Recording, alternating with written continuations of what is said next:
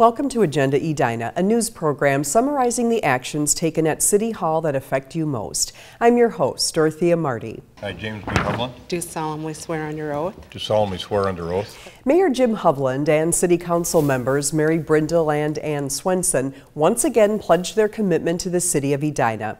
The incumbents were recently re-elected to 4-year terms and took the oath of office at the first meeting of the year, January 8th. City Clerk Deborah Mangan administered the oath to Hovland and Brindle, but Swenson's husband, Judge of the Minnesota 4th Judicial District, Jim Swenson, did the honors for her. Throughout the meeting, members expressed their satisfaction with being able to continue working together on the council. I'm particularly pleased with this council. We are 5 very different people. We have 5 different backgrounds. And I think what that brings is a natural depth to the discussion, to the kinds of questions that are needed, and to the decisions that make sense to each and every one of us. Hovland has already served as mayor for 7 years. Once Hovland completes his current 4-year term, he will have the distinction of being Edina's longest-serving mayor. The record is currently held by Fred Richards and Wayne Courtney, who each served as mayor for 8 years. One Edina teacher used the recent election as a learning opportunity that goes beyond the usual curriculum. Edina 16 Scott Denfeld has the story. At Countryside Elementary School, community service matters. One of the things that I always want the kids to be able to do is to connect with the community. Throughout last fall, teacher Michelle Shaw posed a question to her 5th grade class. What would they do if they were mayor of Edina? Dear faithful citizens of Edina, I do appreciate you electing me as mayor, and in return, I want to make our city a great place to live. My second priority would be to help make my city safer. I would talk to local business people and ask them how their businesses are going and if they need any help from the government. Whew, what a busy day. So, when Edina Mayor James Hovland showed up, Thanks, you guys. Thanks. I'm going to sit down here. We're going to visit a little bit. The kids had some questions of their own. Well, since we did the first day of mayor, what would you do if you were for the first day of the president? Oh, wow. I just think it's so great to have Mayor Hovland here and being an actual presence in the classroom so that the kids can see this is a person who can really make a difference in our community, and this is a person that we go to if we have concerns or issues that are important to us. But Hovland let them know it's not always easy being in charge. You see something that you think is good for the whole town, but a neighborhood might not think it's good for them. I think it's really important for the mayor or anybody who's an elected official to hear kids' voice. What are their ideas? Because they have a lot of great ideas. Ideas that she hopes will stimulate a continued interest in serving their community. First thing I would do as mayor would For Edina 16, I'm Scott Denfeld.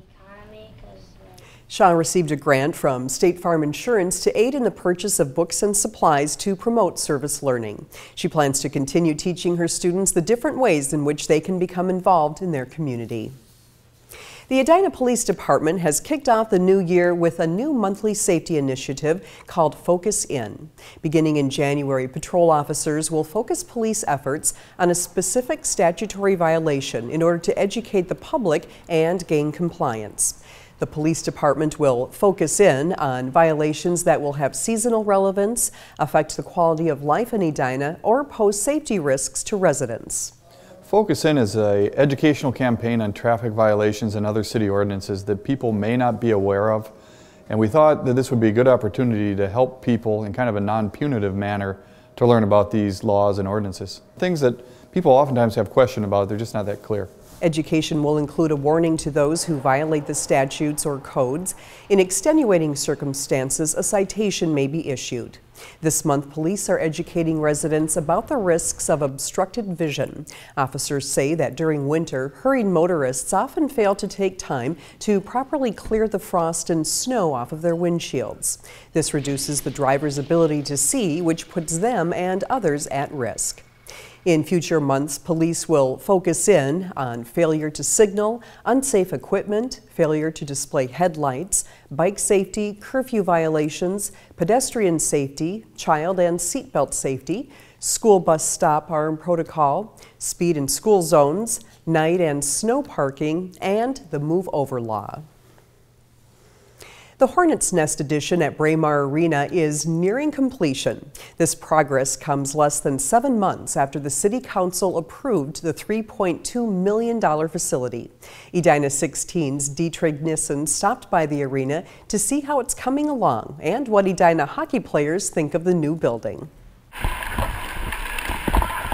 Hockey isn't just a sport in Edina, it's a cultural legacy. Ever since I could walk, I've been playing hockey. That's why this latest addition, containing a sporting goods store, state-of-the-art training facility, and brand new locker rooms, excites hockey players like Lindsay Fox. Going from somewhere where you'd bring your bag home every day to something where you just have these nice cubbies, and it's pretty amazing. It's a first-class facility in a first-class city, so it fits the city, it fits the arena, and it fits the whole history of Edina hockey. A history players are reminded of by the state championship years painted around the edge of the locker room ceilings. Players also get to watch replays of their games on these HD TVs. Not to mention going from these showers to these ones. If you go into the back, push aside these curtains, you'll see even the coaches get their own smart TV and lockers. For 30 years, they've been talking about getting high school locker rooms. But with it being a school district program, for a city-run facility, the challenge was always, where did the financing come from? Miller says a quarter of the project's costs come from Drive for the Hive. It's a nonprofit group that focuses on improving the old ice arena. It's wonderful to have this for our players and coaches. I saw the kids hauling their bags in every day and thinking some of them sat in the trunk all day and then they're putting on their cold gear. This is actually their sanctuary. This is their place. This is when things aren't going well. This is their place when things are going well. It's an unbelievable thing for our kids and for us as coaches. It's been a long time that we've been waiting to have a home for our kids, and now it's finally here, so everybody's pretty excited. I always want to come right from school to the rink and arriving early for the games, and it's kind of like my other home or my other room. A room that furthers the city's hockey legacy and will serve as a home for generations of players to come. In Edina, Dietrich Nissen, Edina 16. Construction is ongoing. The owners of General Sports Retail Store expect to be open by the end of February. There's no word on when Velocity Training will open. Thanks for watching this episode of Agenda Edina. I'm your host, Dorothea Marty.